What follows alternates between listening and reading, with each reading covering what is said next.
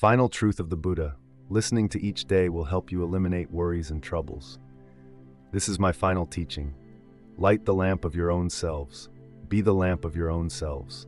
Awaken, practice the righteous law, and focus on your inner self. Return to the foundation within yourself. Do not rely on others. Everything is transcendental. You should settle peacefully amidst all changes, diligently without rest, forever without giving up. O Anan, the supreme truth does not lie in the void, but resides within each person's heart. From within annihilation, see the imperishability. In suffering, perceive joy. In brutality, see humaneness. In evil, perceive goodness. Ignorance has obscured human perception.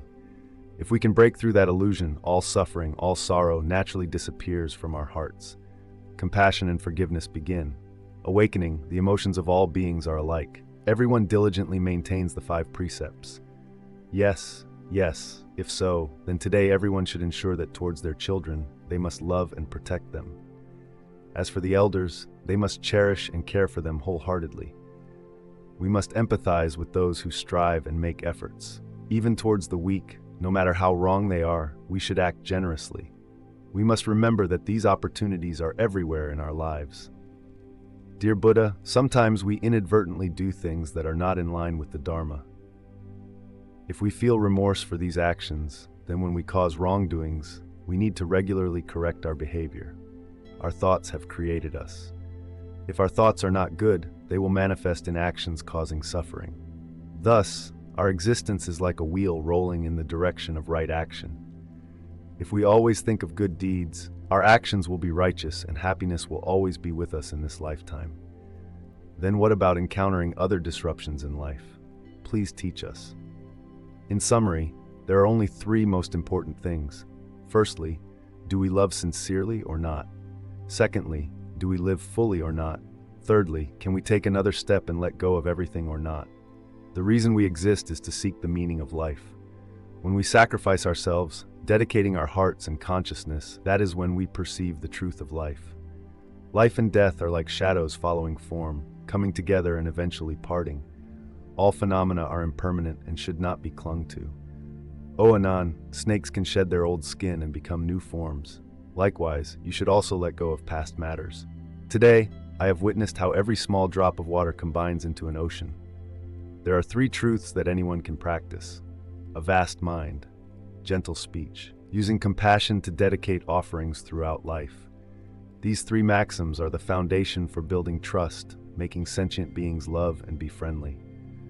Whether poor or wealthy, life has suffering. Only the suffering of each person is different. Monks and nuns, until today, the knowledge I have imparted to you, you need to think thoroughly, observe carefully, apply in your practice. First, you must comprehend it yourself before sharing with others. Starting today, you must bear the heavy responsibility of spreading the supreme truth to all sentient beings. Do not rush to believe anything, even if it is my own words, until you apply your own education and intellect, then think and determine that it is completely trustworthy without doubt. O monks and nuns, all phenomena are impermanent, born and die, arise and cease. You must always strive to attain liberation. 3 months from today, Tathagata will enter the great nirvana, addressing contradictions and clarifications. What you say is completely contradictory.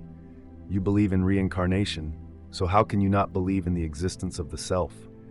Without a self, how can there be a next life? You are not wrong, but these are not in conflict. Without a self, there can still be a next life, like how an apricot tree, when you plant its seed in the ground, it sprouts into a new tree and bears fruit. Is this not the next life of the apricot tree? Sa, you are denying its nature, dear holy person. The first noble truth you present. Everything is suffering. The world is suffering. Birth, suffering, death are all suffering in life. Only suffering. Is this not a negative thought? You are not wrong, but why do I say the first noble truth while you speak of the cessation of suffering, discussing the cessation of suffering? First, I explain to everyone what suffering is. I only teach everyone how to overcome suffering, so how can it be entirely negative? You came here to destroy this world, to have the youth become monks. I am not destroying the world. What I want everyone to let go of are the artificial pleasures, like flying kites. They seek the root of life. Walking this path requires courage. Only great valor can achieve it in this vast world. Embracing a bowl and cup, each thought is focused on the body and mind, like walking on a knife's edge. Thus, an unawakened child can very well cause its family to prosper, but can also cause them great harm. Similarly, a monk views the whole world as their family, so an awakened monk can make this world flourish. You speak very rightly. You teach not to kill, making the soldiers become practitioners. They want to show righteousness but always feel guilty.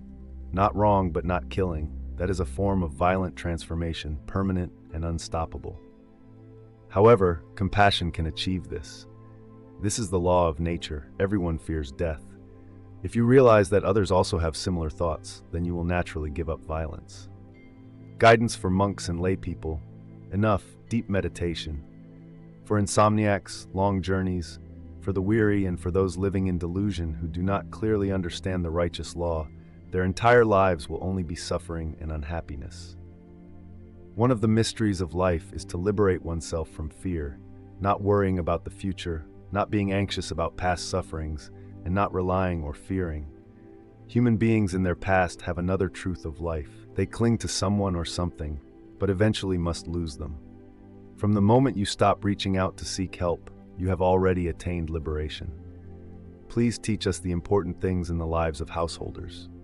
Kunda, for married life, equality is the most important thing. A family where both spouses know how to love and live harmoniously will have thriving vitality. This thriving vitality can spread, making everyone feel happy in this world. The union of husband and wife must transcend physical and material desires. The wife is a part of the husband's body. The husband should give respect and honor to the wife, not disgrace her in front of others. The wife should not violate the standards of womanhood, and the husband must live up to his role, avoiding immoral vices. Each decision of the husband must consider the wife's intentions. Loving the husband is also the responsibility of the wife. Viewing the husband's family as one's own, acting as a harbor, loving, caring, and taking care of each member of the husband's family. The husband respects each other like honored guests, and the positions trust each other.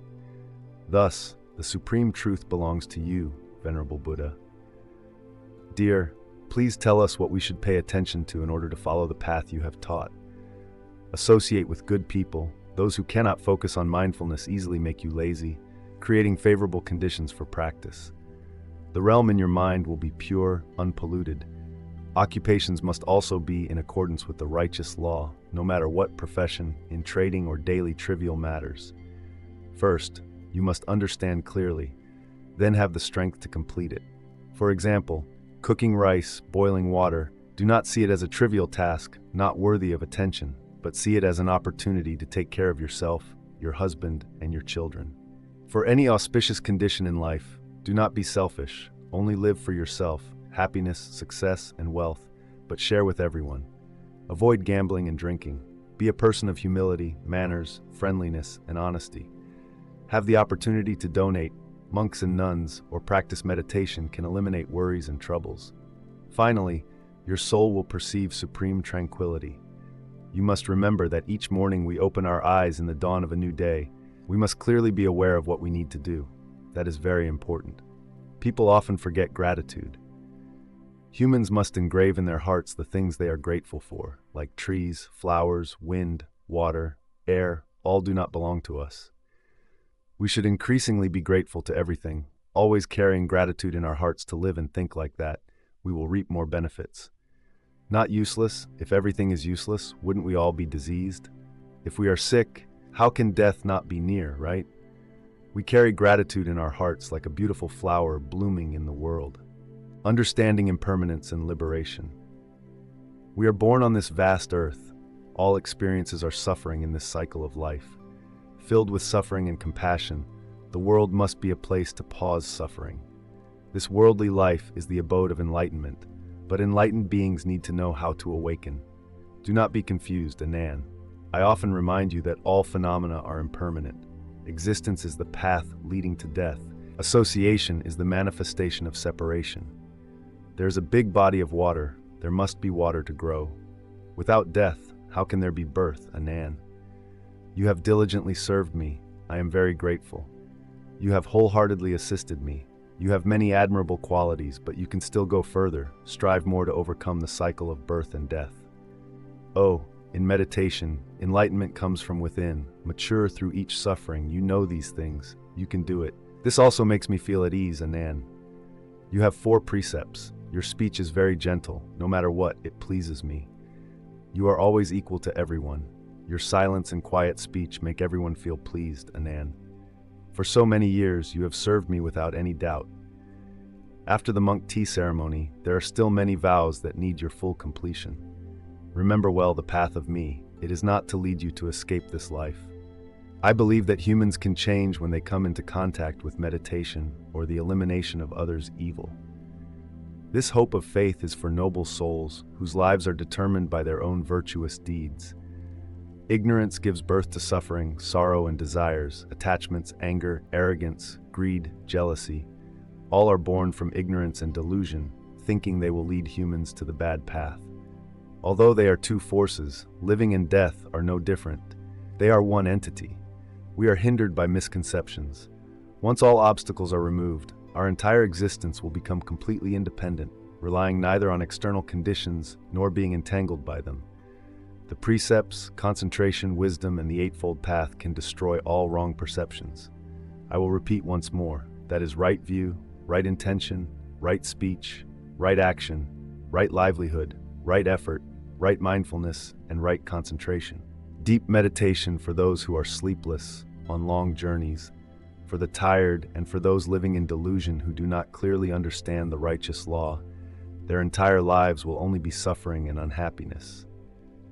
Any type of knowledge, whether you read it yourself or listen to fake monks, even the words I speak, you should not rush to believe. You must use your own education and intellect to examine it, then analyze and verify it. Dear Buddha, if on the path of truth we meet you, what then? On the path of truth, meeting anyone else, you should not rush to accept them as saviors. Even meeting your own father, it is not the same, thus abandoning the righteous life of the children. Children need to hold firmly in their palms. Do not rely on others. Do not take revenge. Revenge will never end. Bringing love to dissolve hate is the fundamental principle. There are 3 things that are absolutely never overshadowed: the sun, the moon, and truth. The truth never gets buried. If all these things are done correctly by Master Datta, then for the need of liberation, of course, extremely intensely, if Master Devadatta is born with a heart of shame, then internally he will endure all probing and more desire to escape from this suffering. Just as before, Angulimala could resurrect as Ahimsaka, then one must trust the Datta. Humans want to transform first. They need to be self-aware. If we talk about unfortunate things, they can only be counted on 10 fingers, but good deeds can be as many as 100 fingers. If our ancestors have ever caused mistakes, sown bad seeds, then their remaining years will naturally be like those pebbles, sinking deep to the bottom of the water, while those who do good deeds are like oil floating on the surface. The karma sown does not only stay in the body of this life, but also in many lives of reincarnation. They must bear the karmic consequences they have caused. The body of this life is not only for this life. After this body is destroyed, it still rests in the cycle of rebirth in the ocean of samsara. Whatever karma you sow, you reap it. Language is like a sharp knife. It kills people invisibly. Dear Buddha, when blooming all over the bed, fragrant aroma, the teacher preaching, the teacher maintaining the precepts are also drawn here by your fragrance. These teachers wish to repent to you. All problems have been resolved satisfactorily. We are waiting for your permission to allow the 2 teachers into the monastery. Teacher Molana, teacher should let them go. The 2 teachers have dishonored this Bhakta, Anan. Remember, never think you have been dishonored by Bhakdukte Ton. The problem is not that they have violated you, but whether the 2 teachers have truly practiced the righteous law or not. You speak rightly. Master Sariputta understood my meaning. If a person is born with a good heart, they need to bravely admit it, which is also the first step in correcting their mistakes. They must be careful from words to deeds. Making a monk must repent, yield to the righteous path. Dear Buddha, please grant us grace. This dispute has disturbed the peace of the Sangha. Should not let this happen again. Invite them here, arrange a place to eat and stay well for them. We have stayed in Master Anura's monastery for months. Master and monks are examples of compassion, love, and friendliness. The coming months are extremely important.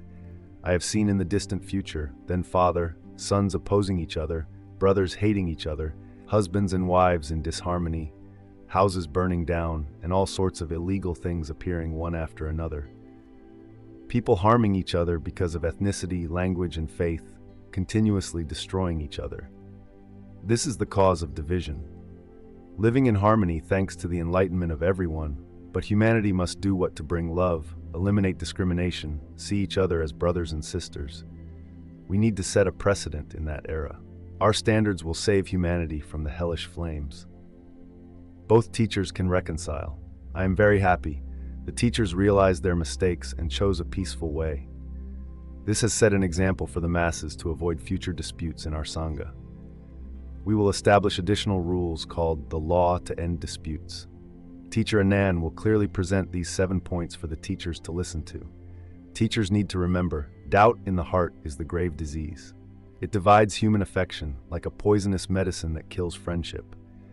It is also like sharp thorns piercing the bones. Never forget that it is our own thoughts that have created our own selves. I, dear Buddha, the teacher who practices the precepts, speak very rightly. In the past, indeed, I was arrogant, conceited. Everything the teacher says is not wrong. In my heart, I was very jealous of Master Dear Buddha in this matter. I also have faults, please Theton, forgive us. Please Theton, for us, we are only pointing out the path to follow, while for the practice, still have to rely on ourselves. Teachers, like a spider slowly spinning, threads forming a beautiful web. This natural world creates all things in the world. That beauty is extremely infinite. When our hearts have desires, we all believe that if achieved, it must be very happy. But when dreams become reality, our hearts are empty. Do you know why? No, desires are like dreaming of something. Once achieved, it means that the dream we have waited for all these years no longer has the grip of life like water flowing through a rock. Therefore, human life is not certain at all, right? Yes, forget about the illusory desires of the world. Forget about your life and death, because it does not bring you any benefits. Even if you fear the disappearance of this life, first deny its existence, then find an ego hidden inside. How many people in the world have to suffer because of their material life, poverty, lack, endure all sorts of injustice? Many people suffer spiritually. When you want to jump into the deep well, why not pay attention to the beautiful scenery in front? Everything is transient, even the final joy is suffering. Therefore, you must maintain the middle way like this. You will see the true nature of things and perceive infinite peace. Now, we often see and only extract the faults of others. We need scriptures and scholars to help them cleanse their faults, like offering and sacrifices, for example. But we affirm that the cause of all sins is ourselves. Only we can open the door to liberation and forgiveness. If someone wants to cross to the other side of the river, what should they do? In my opinion, if the river is shallow, they can wade through. If the water is too deep, they must row a boat or swim across. If they do not want to wade through, do not want to swim, nor want to row a boat, then what? Then they can only pray to the deities. But if such people do not have the helper deity appearing at their feet, then what? These people are called fools, ignoramuses, just like that. If a person uses intellect to cover desires and fools, how can they not find truth and liberation? If they only worry about praying or making sacrifices, they will remain stuck. They cannot step out of the rut. The ground is our foundation. The blue sky gives us space freely. Because our bodies are all within it, how can we call it truth? V can only be experienced by oneself. Understand oneself clearly. Realize that I do not have thoughts, do not have desires, only by feeling and maintaining neutrality. Knowing these things, you will no longer see the existence of all things as different as weather changes, trees fall, and decaying corpses. You can also perceive that, right? Certainly, wisdom is always present everywhere. The sun, the moon, stars, the Milky Way. The supreme truth resides in that. Each person can possess, attain enlightenment. Today, I have undergone an extremely difficult experience, such as desires, anger, illusions, greed, hunger. Everything is manifesting before my eyes, but my heart remains steadfast, unwavering. I have vowed that even if I must sacrifice, I must attain supreme truth. In the end, I have witnessed the truth of salvation. Please teach me the path to achieve the righteous law. All things in the world merge into one entity, like an invisible string that we cannot see. If you diligently do good deeds like a light spilling onto the shore over time, good karma will follow you from this life to the next, until enlightenment. Conversely, if you do evil deeds, you will have many lives, many incarnations suffering karmic consequences, and thus all these things form the causes of downfall. If you focus on mindfulness every minute in the present, maintain calm and peace, you will find the middle way within your own heart, not sad or happy, transcend the flux of karmic forces, and ultimately attain the truth of impermanence. Please let me enter. I want to meet you. Buddha is the hope of my life, dear B. Please, Buddha, take back my son. Please let me take back my son. Return my son so I can escape this suffering. Dear B, please take back my son. We can make the child live again, but you must do a few things. Go to any house in the city and ask them for a rice grain. Yes, I will go immediately. But remember, the house you ask must never have had any relatives pass away. Yes, I have permission to go to the mother. Oh, can you please give me a rice grain? No, I can't. I have, but sister, you only need to ask for 1 grain. But please tell me, has anyone in your house ever died? Sister, what are you saying? You can't get anything. My parents died half a year ago. Sorry, I cannot take a rice grain from your house. Everything in the world is born dies. It is the natural law. No matter old or young, intelligent or foolish, everyone must die. Enough, if I have told you these truths before, do you believe me or not? The moon hangs in the sky like the supreme truth. So every night the moon rises, grows larger each day until full, then after full, wanes until it disappears, then starts to rotate again. But it does not disappear, just out of our sight. Your sister's child has not died, it is only living in your heart. Yes, sister, calm down and you will understand these things. The shadow of existence, like a person's shadow, suffering follows throughout our lives, and the cause of suffering is attachment to external conditions. Also understand that all things are impermanent. So how can C achieve liberation?